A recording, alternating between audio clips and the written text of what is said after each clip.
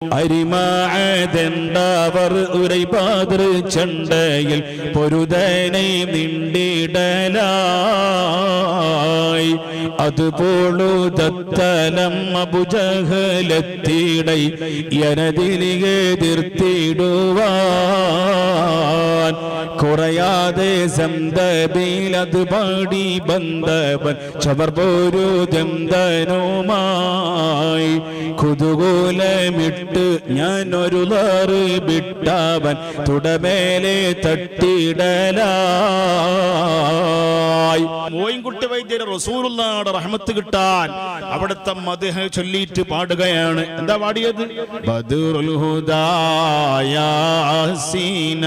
നബി ഖറജായം നേരം വളരെ കൊടി മൂണ്ടെണ്ണം കേട്ടിട അതിലുണ്ട് അബിയൽ വർണ്ണമതാ പിൻ രണ്ടും അസ്വദുമാമേ.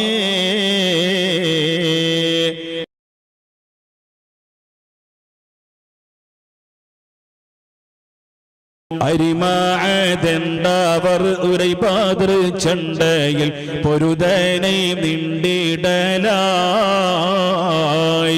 അതുപോളു ദത്തലം അബുജഹലത്തിടൈ എനതിലിയെ എതിർത്തിടുവാൻ കുറയാതെ സന്തബിലത് പാടി ബന്ധവൻ ചവർ പോരു ദന്തനുമായി കുതുകൂലമിട്ട് ഞാനൊരു ലാറ് വിട്ടവൻ തുടമേലെ തട്ടിടലായി.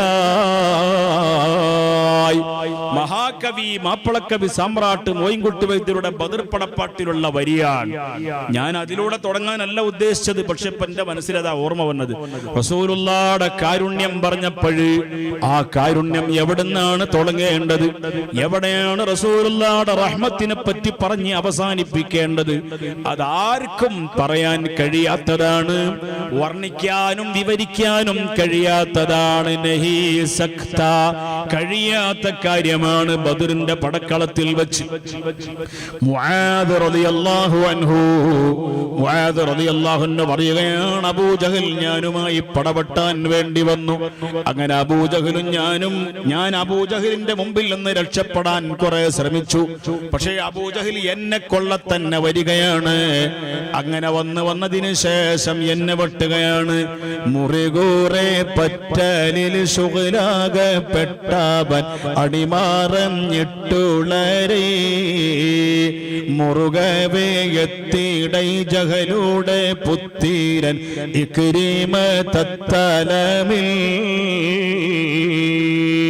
കുറെ സമയം ഞാനും അബൂജഹലും കൂടി, അബൂജഹൽ എന്നെ കൊള്ള വന്നപ്പോഴ് ഞാൻ ഒഴിഞ്ഞു മാറാൻ പലവരും ശ്രമിച്ചെങ്കിലും അബൂജഹൽ എന്നെ കൊള്ള തന്നെ വരികയാണ്. അവസാനം രണ്ടുപേരും തമ്മിൽ അടിയും പിടിയും വെട്ടും കുത്തും ചോട്ടും നീട്ടും ശക്തമായിരിക്കുന്ന യുദ്ധം നടന്നു. അവസാനം പറയാം, അബൂജഹലിന്റെ വെട്ടുകൊണ്ടിട്ട് ഈ ഭാഗത്തിലൂടെ മഹാനായ മുആദ് റളിയല്ലാഹു അൻഹു എനിക്ക് വെട്ടിങ്ങനെ കൊണ്ടിട്ട് ഈ ഭാഗം എങ്ങനെ മുറിവായി ഒടിഞ്ഞു തൂങ്ങിയപ്പോഴ്, ഈ ഭാഗം ഇങ്ങനെ ഒടിഞ്ഞിട്ടിങ്ങനെ തൂങ്ങിയപ്പോഴ് ഞാൻ ആ ഭാഗത്തിന് അവിടെ തന്നെ ഇങ്ങനെ ഒട്ടിച്ചു പിടിച്ചിട്ട് മുആദ് റളിയല്ലാഹു അൻഹു പറയാണ്, ഞാൻ പോയി അങ്ങോട്ട് ഇലാ ഹദറത്തി റസൂലില്ലാഹ്, അല്ലാഹുവിന്റെ റസൂലിന്റെ അടുക്കലേക്ക് പോയ സമയത്ത് നബി തങ്ങൾ എന്താ ചെയ്യുന്നത് എന്നറിയുമോ? അല്ലാഹുവിന്റെ റസൂൽ ഖൈമന്റെ ഉള്ളിലാണുള്ളത്, ടെന്റിന്റെ ഉള്ളിലാണുള്ളത്. ഹബീബായ തങ്ങൾ ബറക്കത്തുള്ള ഉമിനീര് പുരട്ടുകയാണ്. ലോകത്ത് ഏറ്റവും സുഗന്ധമുള്ള, രണ്ട് ലോകത്തും ഏറ്റവും സുഗന്ധമുള്ളതായ അവിടുത്തെ വായിലെ ഉമിനീരെടുത്തിട്ട് ഈ മുറിവിൽ പുരട്ടിയപ്പോൾ ഹബീബായ തങ്ങളുടെ കരുണയാണ്, ഹബീബായ തങ്ങളുടെ റഹ്മത്താണ്. മഹമൂറി കൂടിടൈ കലമാഹേ വായിടൈ ഉടൽ ബീലം ഏറിടലായി. മഹാമുറി കൂടിടൈ. ആ വലിയ മുറി മഹാമുറിയാണ്. വലിയ മുറി കൂടിക്കൊണ്ടിട്ട് കലമഹിവായിടൈ. വലിയ മുറി അങ്ങട്ട് മുറി ഉണങ്ങുകയാണെന്ന് മാത്രമല്ല, കലമഹിവായിടൈ. ആ മുറിയുടെ അടയാളം പോലുമില്ല. ഉടൽ ബീലം ഏറിടലായി. ഉടൽ ബിലം ഏറിടലായി. ആ ശരീരത്തിനിക്ക് മുആദ് റളിയല്ലാഹു തആല അൻഹുവിന്റെ ശരീരത്തിനിക്ക് ബിലം ഏറിടലായി. വല്ലാത്ത ശക്തി കിട്ടുകയാണ്, വല്ലാത്ത ആഫിയത്ത് കൂടുകയാണ്. ഹബീബായ തങ്ങളുടെ ആ റഹ്മത്താണത്. ഏത് രോഗവും അവിടുത്തെ റഹ്മത്ത് കൊണ്ട് മാറ്റിക്കൊടുക്കുകയാണ്. ഖുർആൻ അങ്ങനെയല്ലേ ഉള്ളത്. വമാ അർസൽനാക, തങ്ങളെ നിയോഗിച്ചിട്ടില്ല, റസൂലാക്കി ഇർസാൽ ചെയ്തിട്ടില്ല. ഇല്ലാ റഹ്മത്തൻ, റഹ്മത്തിന് വേണ്ടിയല്ലാതെ. തങ്ങള് റഹ്മത്താണ്,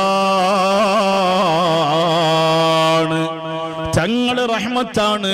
ബദറുൽ ഹുദാ യാസീനൻ നബി ഖറജായം നേരം വളർകൊടി മൂണ്ടെണ്ണം കേട്ടിടൈ അതിലുണ്ട്. അബിയൽ വർണ്ണമദാം പിൻ രണ്ടും അസ്വദുമാമേ.